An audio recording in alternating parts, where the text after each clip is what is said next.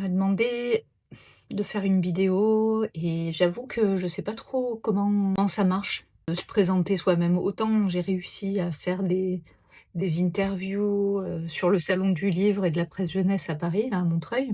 Autant là, pour parler de moi, un peu plus compliqué. Qu'est-ce que je pourrais vous dire?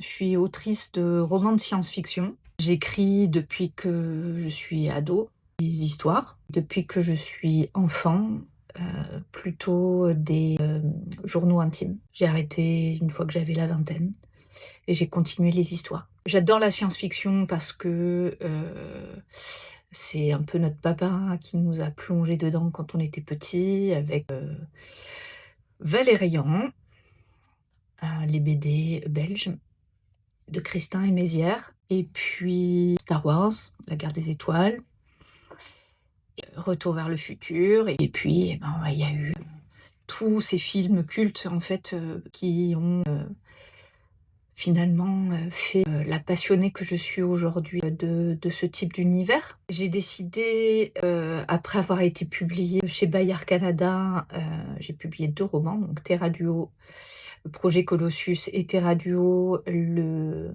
8e univers. Après le Covid, j'ai eu envie d'aller plus loin et donc de transmettre mon savoir, ma passion aux ados qui venaient me voir au salon du livre pour me demander des signatures et me poser plein de questions sur comment on écrit un livre, comment on s'y prend, est-ce qu'il faut beaucoup d'imagination, est-ce que les fautes et tout ça. C'est pour ça que je suis partie à Paris en fait, pour aussi questionner ces personnes du monde de la littérature jeunesse qui, et vous l'aurez vu et vous le verrez encore dans quelques vidéos que je vais continuer à vous proposer, il faut être rassuré à ce niveau-là en fait.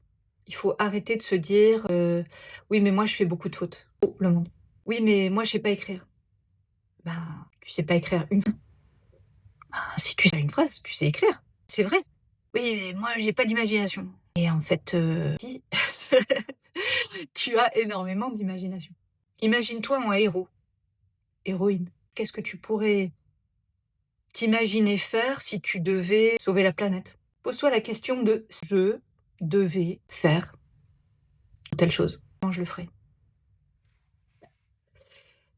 Après, il ne faut pas se freiner par rapport à l'écriture avec la main. Si tu as du mal à écrire, tu peux utiliser un clavier. Si tu as du mal à utiliser un clavier, tu peux t'enregistrer. Il faut ne pas hésiter à se servir de tout ce que tu as qui peut t'aider à garder en mémoire tes idées. Ton téléphone, tu as un petit mode pour enregistrer.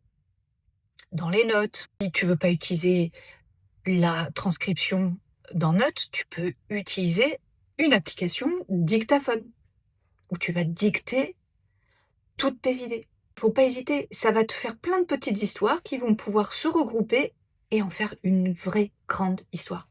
Alors pourquoi le carnet de voyage et la science-fiction? Le carnet de voyage parce que je crois qu'on a tous envie de voyager. Pour écrire, c'est pas si différent que ça finalement. Tu peux te servir de l'idée d'un carnet de voyage et partir en voyage. Quand on part dans un voyage, quand on fait un voyage, on part d'un point A à un point B. Le point A, c'est le début de l'histoire. Le point B, c'est la fin de l'histoire. Ça peut toujours changer. Bien sûr que si je pars de Perpignan pour arriver à Shanghai, je peux très bien me dire, peut-être que j'arriverai pas à Shanghai, je m'arrêterai peut-être avant à Hong Kong. Et j'ai quand même décidé de partir de Perpignan. Est-ce que je vais passer par Montpellier? Est-ce que je vais passer par Aix-en-Provence? Est-ce que je vais passer par Marseille? Est-ce que je prévois mes étapes? Chaque étape pour arriver jusqu'à Shanghai. Ça, c'est tes chapitres. Chaque chapitre est une étape de ton voyage. Tu peux y mettre un titre pour t'aider. Si c'est le voyage, c'est Montpellier. Qu'est-ce qui va se passer à Montpellier? Est-ce que tu t'arrêtes? Est-ce que tu vas manger? Est-ce que tu vas visiter? Est-ce que tu passes par la plage? Est-ce que tu passes par les terres? Ça va faire de petites histoires, de petites scènes par chapitre. Tu vois ce que je veux dire? Tu n'es pas obligé de faire un roman. Tu peux aussi faire une nouvelle. Les nouvelles, dis-toi bien qu'une nouvelle peut aussi faire que 4 pages. Et qu'est-ce qu'on a dans nos histoires? On a des personnages. Ça peut être toi qui parle et qui part en voyage. Peut-être que tu es accompagné, ou d'un animal, ou d'un ami, ou d'un frère et d'une sœur. C'est les personnages. Et dans cette création de personnage, même si tu connais la personne qui t'accompagne pendant ce voyage, c'est intéressant de pouvoir se pencher sur sa façon de penser, sa façon d'être, sa façon de s'habiller, y compris le héros de ton histoire. Comment il s'habille? Est-ce qu'il a des tics de langage? Est-ce qu'il a un objet fétiche ou un animal qui le suit? La création des personnages, elle est aussi importante pour les dialogues.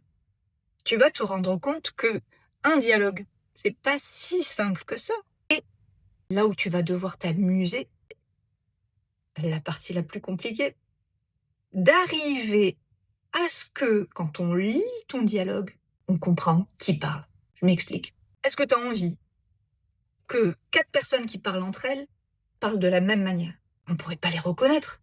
Voix, elles auraient toutes les mêmes mimiques. On s'y perdrait, on se dirait mais qui parle quand on écoute un enregistrement par exemple? Eh bien, tous ces tics de langage, on doit les reconnaître. Dans un château, qui parle à, mettons, sa servante, on doit distinguer la dame du château de sa servante. Comment va parler la servante à la dame du château? Et comment va s'adresser la dame du château à sa servante?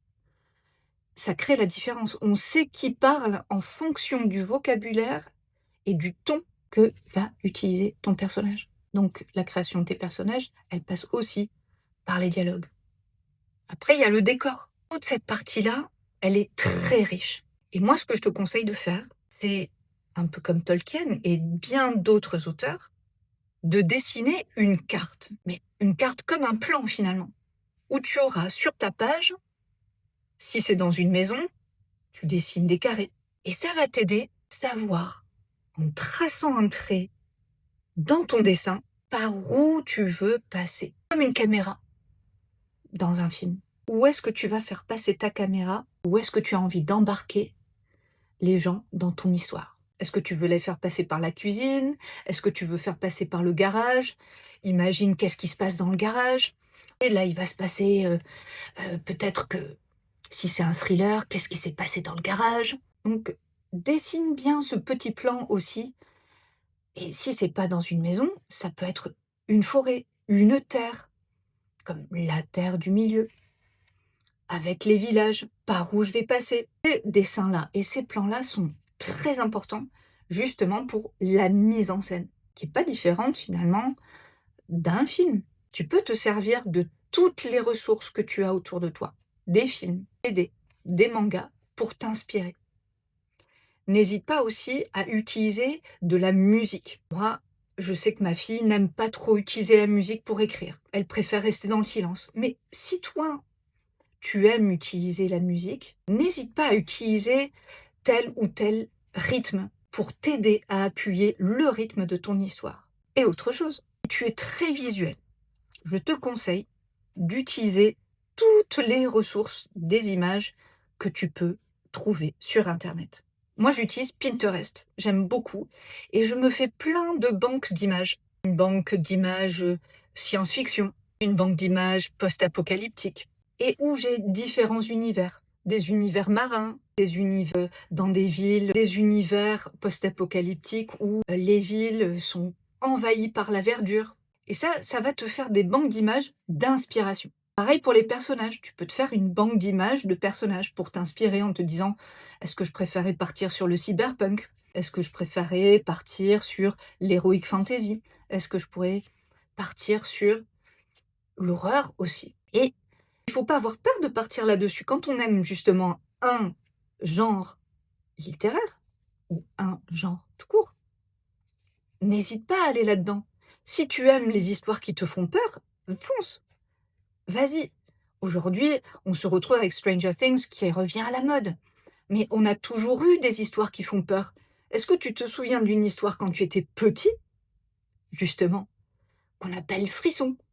Un éditeur que j'ai interrogé au Salon du Livre, Thierry Magnier, qui disait avoir dans ses éditions des livres d'horreur ou de thriller pour les bébés. Donc ça peut paraître étrange, mais c'est vrai. On a des histoires qui font peur. Des thrillers, c'est « je perds ma maman, mais je la retrouve ». Il y a des enquêtes, il y a des morts, il y a des fantômes, il y a plein de choses qui peuvent t'inspirer. Donc amuse-toi, profite-en justement pour ou t'enregistrer, ou le taper sur un ordinateur, ou l'écrire de ta belle plume. Et je te dis à très bientôt. C'était Marion Nicolo pour les ateliers d'écriture qui seront mis en place peut-être d'ici 2026. Allez, je te dis à bientôt. Ciao!